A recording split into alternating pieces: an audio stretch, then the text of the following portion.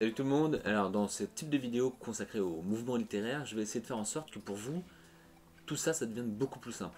C'est-à-dire que quand j'en parle à mes élèves, je vois bien que pour beaucoup, tous les mots qui concernent les mouvements littéraires, c'est-à-dire, je sais pas moi, classicisme, romantisme, baroque, pour eux, ce sont que des mots qui flottent dans leur esprit. Bon, ils savent qu'on parle de ça en français, mais franchement, ils savent pas trop ce que c'est et qu'est-ce qu'on associe à ces mots. Et bien du coup, dans ces vidéos-là que je vais faire avec vous, le but, ça va être justement de mettre de l'ordre, de trier tout ça, de faire en sorte que quand on donne un mot, type classicisme, tout de suite il y a des mots-clés qui se rattachent à ce mot-là. Après, dans d'autres vidéos, dans une deuxième, troisième, quatrième, qui seront consacrées au classicisme, là par exemple, ok, j'irai plus loin. D'accord. Donc déjà, qu'est-ce qu'un mouvement littéraire? Un mouvement littéraire, bah, c'est simple en fait, c'est comme il y a des mouvements musicaux, d'accord, il y a le rap, il y a le rock, et bah, voilà, c'est un ensemble de styles qui définissent justement un genre musical, et bah là c'est la même chose. En littérature, donc il y a différents types de mouvements littéraires. Nous, on va s'intéresser d'abord au classicisme. J'ai choisi celui-ci en premier parce que c'est l'un des mouvements peut-être les plus connus, celui qu'on voit le plus. Et alors, quels sont les mots-clés qu'il faut associer à classicisme dans votre tête? Tout de suite, on dit classicisme. Allez, j'ai choisi quelques mots-clés à associer. Déjà, 17e siècle. Voilà, classicisme, 17e. Il faut que ce soit un automatisme. Ensuite, quel roi on associe au classicisme? Louis XIV. Voilà, donc classicisme, 17e siècle, Louis XIV. Ça doit être automatique. D'accord. Et quels écrivains on associe au classicisme? Clairement Molière. Il y en a d'autres, hein, bien sûr, il y en a d'autres. Mais là, mon but, c'est juste de trier avec les mots que vous connaissez déjà et essayer de les associer ensemble. D'accord. Donc classicisme, 17e, Louis XIV, Molière. Pour vous, ça doit être une continuité, ça doit être logique. Maintenant, je vais essayer d'entrer un peu plus dans les détails sur tout ce que je vous ai dit.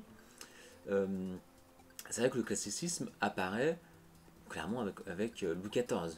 Louis XIV, il est au pouvoir à partir de 1643. Bon, là, il est enfant, donc il y a la régence avec sa mère Anne d'Autriche. On en parlera dans d'autres vidéos un peu plus en détail de tout ça. Et le classicisme apparaît, on dit à peu près entre 1630 et 1660, parce que bon, vous imaginez bien qu'on passe pas de jour au lendemain d'un mouvement à un autre, d'accord. Donc avant le classicisme, il y a eu le baroque, et la transition a été assez progressive entre les deux, d'accord. Donc 1630-1660 pour le début du classicisme, et ça s'est terminé vers 1700, début du XVIIIe siècle, entre 1700 et 1720. Et quand meurt Louis XIV, il meurt en 1715. Vous voyez, c'est pas un hasard. C'est vraiment le règne de Louis XIV qui délimite le classicisme. Alors pourquoi sous Louis XIV il y a eu autant comme ça une effervescence de plein d'art? C'est parce que Louis XIV il était conscient que s'il voulait rentrer dans l'histoire en étant l'un des plus grands rois de l'histoire française, vraiment, rentrer dans la postérité, il savait qu'il fallait mettre en avant l'art, qu'on se souvienne de lui à travers ça. Et du coup, il a exercé ce qu'on appelle son mécénat, il a financé plein d'artistes. D'ailleurs, je pense que ça a marché, hein, parce que clairement, quand on pose la question n'importe qui, tiens, quel est le plus grand roi de France, bon, généralement, on cite quand même Louis XIV. Après, on pourra faire un débat, mais bon, c'est pas le sujet de la vidéo. Et c'est vrai qu'en termes d'artistes, il a financé beaucoup d'artistes connus dans la musique. Il y a Lully, qui a énormément collaboré avec Molière.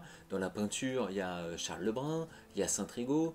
Dans la sculpture, on peut retrouver François Gérardon, qui est l'un des plus grands sculpteurs de son temps, et qui d'ailleurs est mort le même jour que Louis XIV.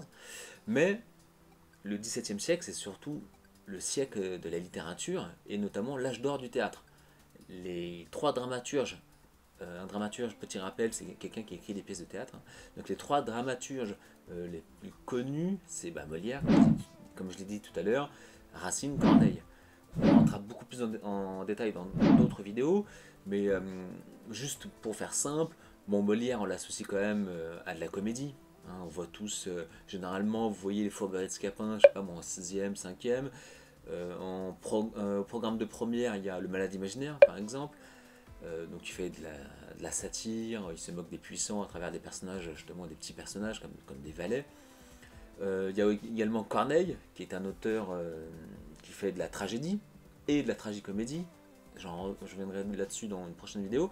Il a écrit une œuvre qui s'appelle Le Cid, qui est une des œuvres les plus connues et qui a qui a connu une forte histoire autour, puisqu'il y a eu ce qu'on appelle la querelle du Cid. On en parlera dans d'autres vidéos, le Cid et la querelle du Cid. Et Racine, dont on voit une œuvre en seconde, Andromaque. Donc Racine, lui, il fait de la tragédie. Vous voyez, donc 3 dramaturges à associer au classicisme, Corneille, Molière, Racine. Okay. Et je pourrais ajouter un autre auteur que tout le monde connaît donc dans l'ère classique, c'est La Fontaine. La différence entre La Fontaine et les 3 autres, c'est que, comme je l'ai dit tout à l'heure, Louis XIV, lui, il essayait de financer plein d'artistes, mais il n'a pas financé La Fontaine. Vous savez pourquoi? Alors, on dit que c'est parce que, comme il se moquait du roi à travers le personnage du lion, etc. Mais la vraie raison, c'est plus que, en fait, apparemment, La Fontaine serait quelqu'un d'assez détestable, d'assez prétentieux, hautain, et qui serait, en fait, tout simplement, Louis XIV n'aimerait pas la personne de La Fontaine. On voit bien que l'humour, la moquerie, Louis XIV, c'est quelque chose qu'il pouvait apprécier à travers, par exemple, certaines œuvres de Molière. Donc c'est plus que La Fontaine était hautain en fait, et du coup il n'aimait pas le personnage de La Fontaine. Donc voilà, donc petit résumé de tout ce que je viens de dire.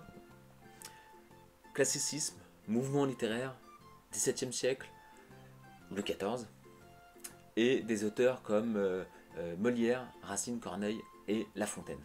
D'accord? Déjà, si vous arrivez à enregistrer toutes ces informations-là, eh bien vous pouvez passer à la vidéo numéro 2 qui rentre un peu plus dans les détails. Et n'oubliez pas de vous abonner pour suivre les prochaines vidéos que je vais mettre sur la chaîne qui concernent donc plein de thèmes variés qu'on voit en français de la 6e à la première.